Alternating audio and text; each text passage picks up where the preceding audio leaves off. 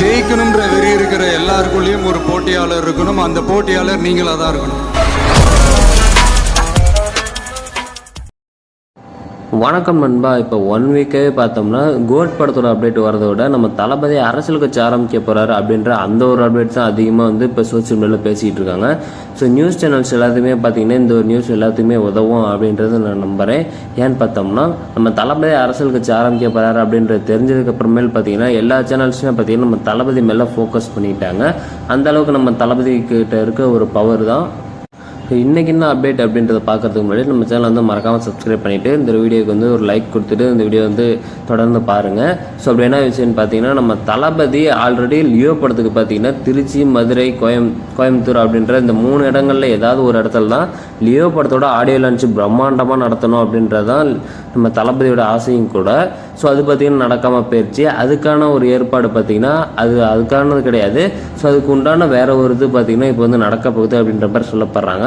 So அப்படி என்னன்னு இப்போ பார்த்தோம்னா நம்ம தளபதி அரசியல் கட்சி தொடங்குறாரு. ஸோ அது பார்த்திங்கன்னா பிப்ரவரி 4ஆம் தேதி போயிட்டு டெல்லியில் போயிட்டு பதிவு பண்ண போகிறாரு. அந்த பதிவு பண்ணி முடிச்சதுக்கப்புறமேல் பார்த்தீங்கன்னா ஸோ மதுரையில் மிக பிரம்மாண்டமான ஒரு மாநாடு ஒன்று அரசியல் கட்சிக்காக வந்து தொடங்க போகிறாரு அப்படின்றதான் பார்த்தீங்கன்னா இதில் வந்து முக்கியமான ஒரு குறிக்கோளாக வச்சுருக்காங்க. ஸோ அப்படி என்னன்னு பார்த்தோம்னா தளபதிக்கு ஆலோசகர்களாக யார் இருக்கான்னு பார்த்தீங்கன்னா ஓய்வு பெற்ற அரசு அதிகாரிகளும் அதே மாதிரி ஓய்வு பெற்ற மாஜி தலைவர்களும் இருக்காங்க அப்படின்ற மாதிரி இப்போ சொல்கிறாங்க. ஸோ இது பற்றி நம்ம தளபதி கூடி சீக்கிரம் வந்து கட்சி வந்து ரிஜிஸ்டர் பண்ணிடுவார். அதுக்குண்டான ஒரு நம்ம தளபதி ஆரம்பிக்க போகிற அந்த கட்சியோட பெயர் கூட வந்து கன்ஃபார்ம் பண்ணிட்டாங்க அப்படின்ற மாதிரி சொல்லப்படுறாங்க. ஸோ இது வந்து 2 விதமான பேர் வந்து கன்ஃபார்ம் பண்ணியிருக்காங்க அப்படின்னு சொல்கிறது.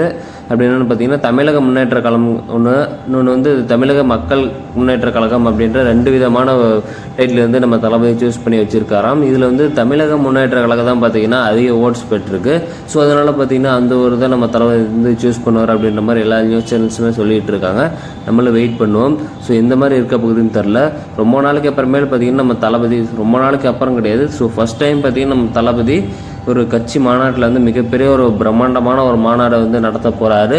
அதுக்காக யாரெல்லாம் ஈகராக வெயிட் பண்ணிகிட்டு இருக்கீங்க அப்படின்றத கமெண்ட் பாக்ஸில் சொல்லுங்கள். அப்புறம் நீங்கள் நம்ம சேனல் சப்ஸ்கிரைப் பண்ணாமல் பார்த்துக்கிட்டு இருந்தீங்கன்னா மறக்காம வந்து இப்போயே சப்ஸ்கிரைப் பண்ணிக்கோங்க. இப்போ தமிழக முன்னேற்ற கழகம் அப்படின்றத நம்ம தளபதியோட அரசியல் கட்சியோட டைட்டில் அப்படின்ற மாதிரி சொல்ல போகிறாங்க. இதை பற்றின உங்களோட கருத்தில் கமெண்ட் பாக்ஸில் சொல்லுங்கள். நம்ம நெக்ஸ்ட் வீடியோவில் பார்க்கலாம்.